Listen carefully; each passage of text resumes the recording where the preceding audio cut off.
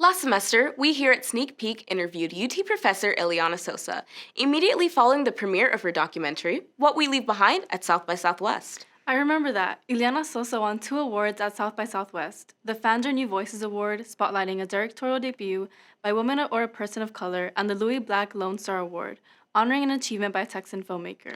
What We Leave Behind is a documentary about Sosa's grandfather, Julian, who has repeatedly traveled across the US-Mexico border for the past few decades to visit his growing family, who moved to the United States. As the documentary begins, Julian is returning home to build a new home for his remaining family in Mexico, and thus begins Sosa's poetic and touching tribute to her grandfather. When we last spoke to Ileana Sosa, her film was playing at some small festivals and she was getting ready for distribution. But in the months since our conversation, the film has only gotten more and more praise and attention. What We Leave Behind was acquired by Netflix and released this past September, and has since been nominated for a Gotham Award for Best Documentary Feature. The Gotham Awards are among the first to kick off the annual awards season in Hollywood, and specifically highlight the best in independent cinema. Documentaries like the Oscar frontrunner All the Beauty and Bloodshed were nominated alongside What We Leave Behind. We'll know the results of the Gotham Awards soon, and hopefully What We Leave Behind will continue to garner acclaim as the season continues. Speaking of Austinites on the award circuit, a month ago we discussed an IndieWire article about Richard Linklater's Apollo 10.5, A Space-Age Childhood, being deemed ineligible for the Oscars' Best Animated Feature category, despite being, well, an animated feature.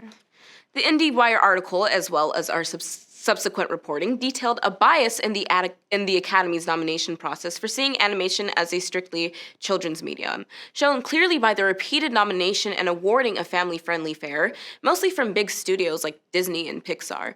Despite powerful options every year, the Academy rarely awards independent fare, more mature animated films, and, in Apollo 10.5's case, unique animation styles.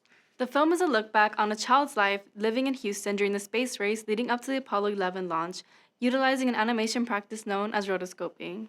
Rotoscoping involves filming scenes in live action as a reference for animators and has a deep history with the medium of animation, but one that the Academy deemed as not real animation.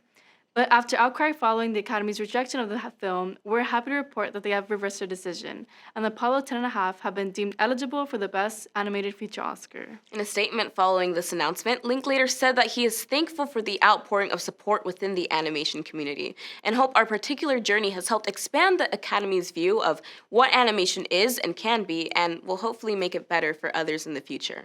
This outpouring of support had to feel great for Linklater and fans of Apollo 10.5 alike.